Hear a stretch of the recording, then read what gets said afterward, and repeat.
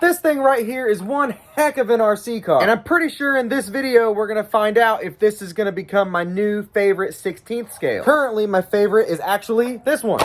This is the HBX 16889A Pro, and I have extra large wheels on it. It also has a broken axle right now. Even though it's got a broken axle, one of the best things about this is its durability. This is probably the RC car that is the toughest one to break out of all the ones that I've got, and it works phenomenally with these wheels and tires. They're huge, I know, and it looks awesome, I know, but it also performs really well with these. It's got a few drawbacks though, you know, like that broken axle I told you about. And while some people have claimed no problems, I do have an issue every time I try to put a 3S battery in there. Under full throttle, it cuts out. This car is actually based off that exact same chassis. It's got a few extra things that probably make it even stronger. It's possible they used a cheaper plastic compound on it, but like I said, I think we're gonna find out in just a second. Look at the size of those axles. I don't think we're gonna be bending those. And if we do, I'll be pretty surprised. Well, I might not be that surprised, but I don't think it's gonna happen. Also,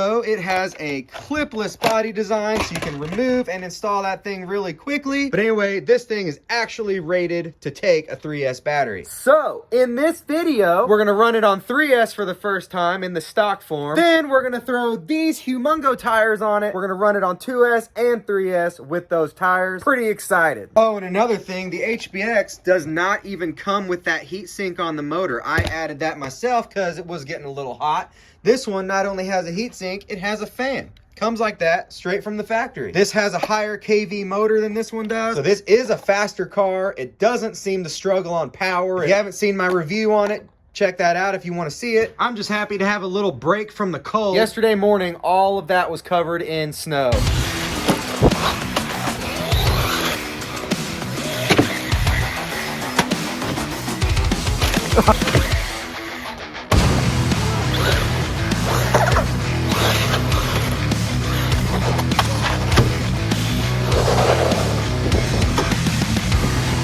Ooh.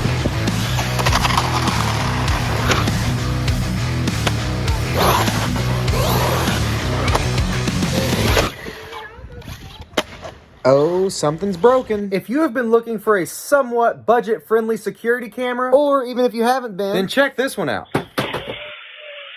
It's a well-priced camera. This one even comes with a solar panel to keep it charged up. It seems to have all of the features that you would want out of a budget camera. The unit feels pretty solid, like it might actually be pretty good quality. I have already installed this on my house. It is a very easy install, and it is also very easy to set up to your phone and your Wi-Fi. It's got really decent video quality. Wow.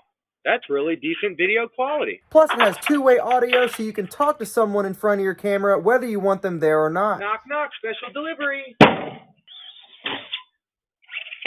I'm also very impressed with its night vision. Plus, if you get a motion alert, you can turn on the light directly from your phone and scare away the bad guys. You can record live video and save it directly to your phone. Be sure to check out the link to this camera down in the description of this video if you are interested. So we have a broken screw that goes from the tie rod into the knuckle. The screw itself actually broke off. That's okay. We're going to borrow a knuckle and a screw from this car, which also shares the same chassis. Plus, it was time to throw these on anyway.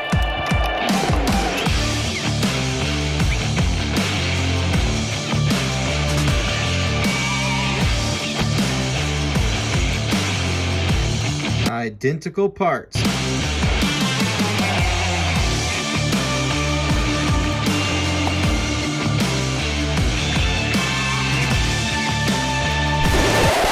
Now these wheel spacers, I'm finding out, do not fit. They don't have a big enough bore in them for the slot for the axle pin to reach. But no worries, because we've got drill bits and a vise.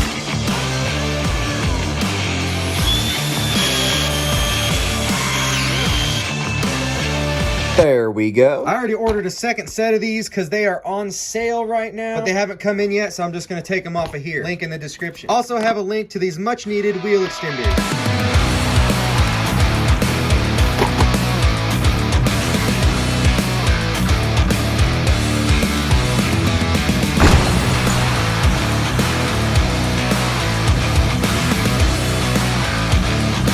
No bumper bumper rub under normal conditions. No body rub under normal conditions. Of course, at high speeds, they'll probably touch a little bit.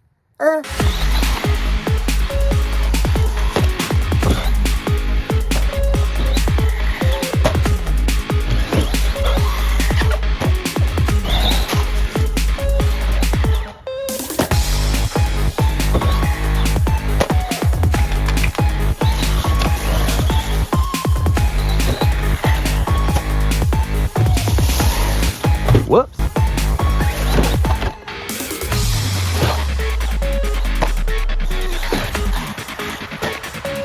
Okay, so 2S really doesn't work very well on this car with these tires. It has a really bad delay. When you first pull the trigger, it's just slow to start, but once it picks up, it'll start to wheelie and goes crazy. The steering servo, or maybe it's the servo saver, is too weak to turn these tires, especially in grass, but it's really hard to turn this thing. It takes a long radius. So yeah, these tires are too big. It really hinders performance, especially steering. The ESC is a little bit warm. The motor is cool to the touch because it's got that amazing fan on it. Let's see what we get with this 3S here. And my adapter. I just put a Velcro strap through the chassis brace, and then I put it underneath this body retainer panel and screwed it back in. It almost acts like a clamp.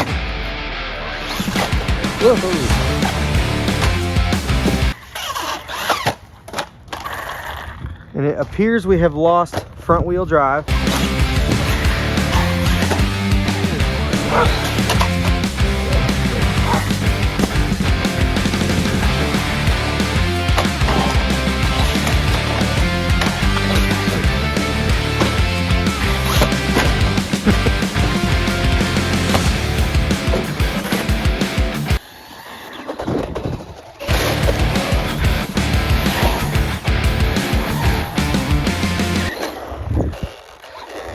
Well, it didn't take long for us to lose our front wheel drive. So we're gonna look at it and see what happened. You can see the front wheels are spinning independently. The center drive shaft is not spinning. And both axles and axle cups at the differential are spinning like normal. So that shows that we do have a differential problem.